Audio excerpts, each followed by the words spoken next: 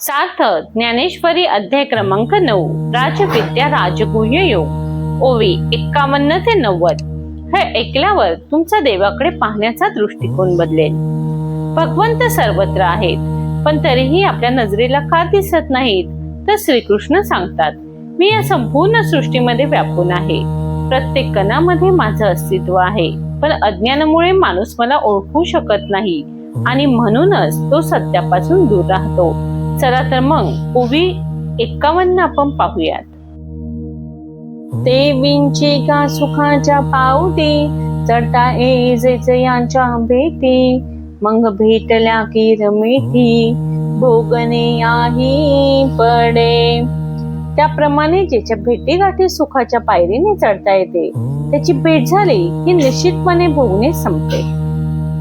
पैगा आणि काही एक याचे, जे हाता आलिया तरी नवचे, आणि अनुभविता काही नवेचे, वरी बितेही ना.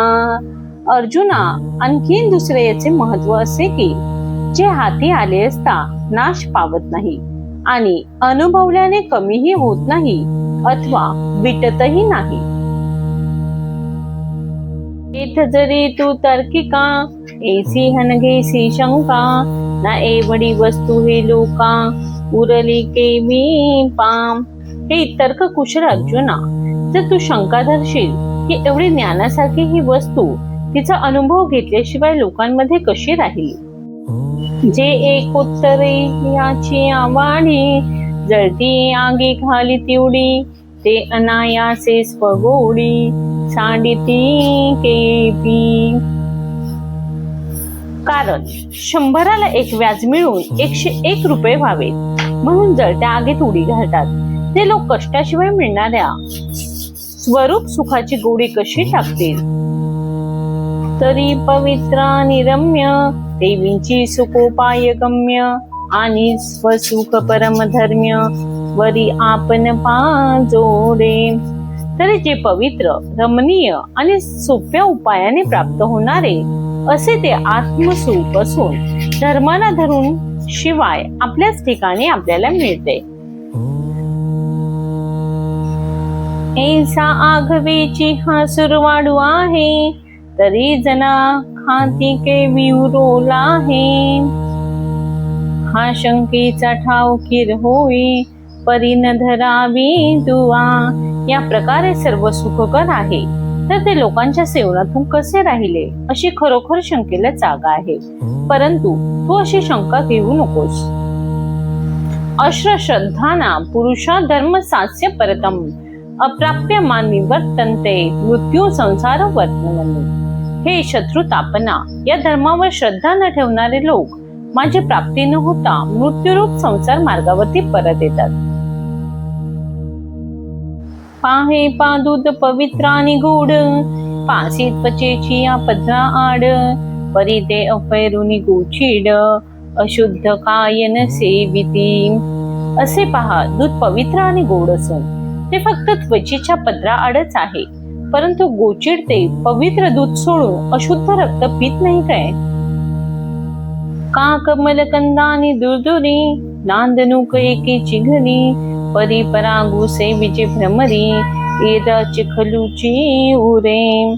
किंवा कमलकंद आणि बेडूक दोघेही एकाच ठिकाणी राहतात, पण त्या कमळातील सुगंध मात्र भ्रमर घेऊन जातो, पण बेडकांना मात्र चिखलच शिल्लक उरतो. ना तरीने देवाच्या परिपरी लोह्या रुतली आहती सहस्रवरी, परी देत बैसोनी उपवासू करी का दरिद्रेची आम. अथवा दुर्दैवी माणसाच्या घरात हजारो मोहरा पुरलेल्या आहेत, परंतु तो मात्र त्यावर बसून उपवास काढतो किंवा दारिद्र्यामध्ये राहतो. तैसा हृदयामध्ये मी रामू, असता सर्व सुखाचा आरामू, की भ्रांताचे कामू विषयांबरी. तसे सर्व सुखाचे विश्रांती स्थान असा जो मी श्रीराम, तो हृदयात कायम असताना मला न जाणता मूर्ख लोक विषय सुखाचीच इच्छा करतात.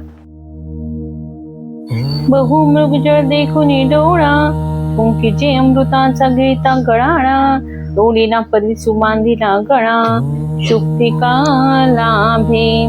पुष्कळ मृगजळ डोळ्यांनी पाहून तोंडात असलेली अमृताची गुळणी एखाद्याने जशी थुंकून टाकावी, अथवा शिंपली मिळाली म्हणून गळ्यामध्ये बांधलेला परीस तोडून फेकून द्यावा.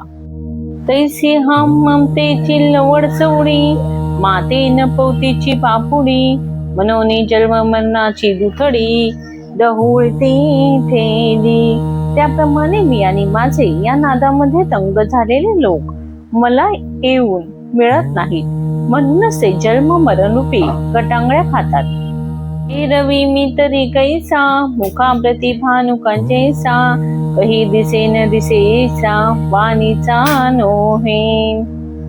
सहज पाहिले तर मी सतत सूर्याप्रमाणे समोर आहे, पण सूर्य जसा दिवसा कधी दिसतो आणि कधी रात्री दिसत नाही, हा त्यांच्यात कमीपणा आहे.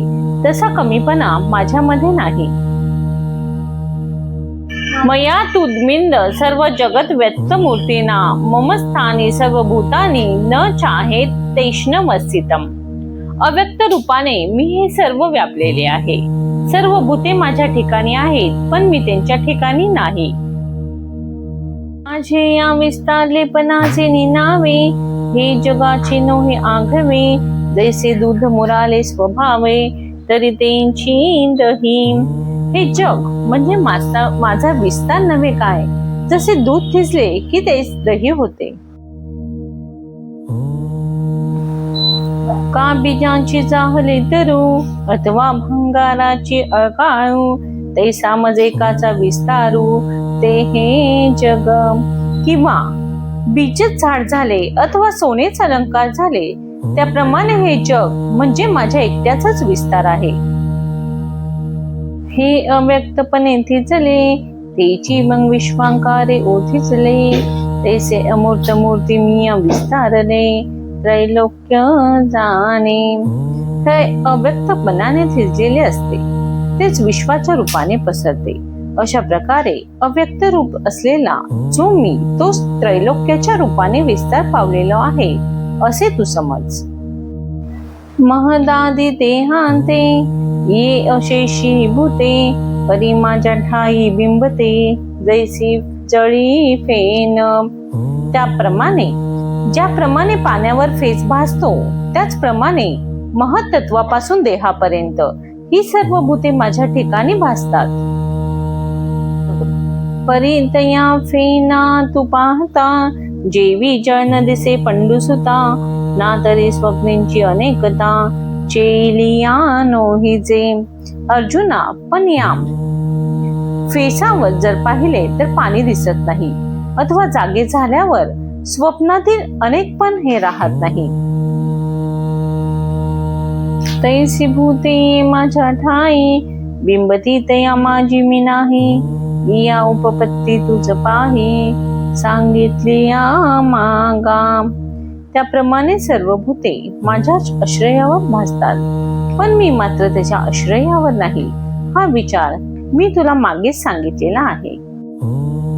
म्हणून बोलली या बोलाचा तिसो, नक्की जे या लागी हे असो, परी मचा अंत पैसो, दिठी तुझी. आता बोललेल्याचाच गोष्टीचा पुन्हा पाळणार नको, म्हणून हे बोलणे राहू दे, पण तुझी दृष्टी मात्र माझ्या स्वरूपात प्रवेश करवी म्हणजे झालं. न च मथ्यानि भूतानि पश्य मे योगमैश्वरम, भूतम भृण्य च भूतस्थो ममत्वा भूत भावना.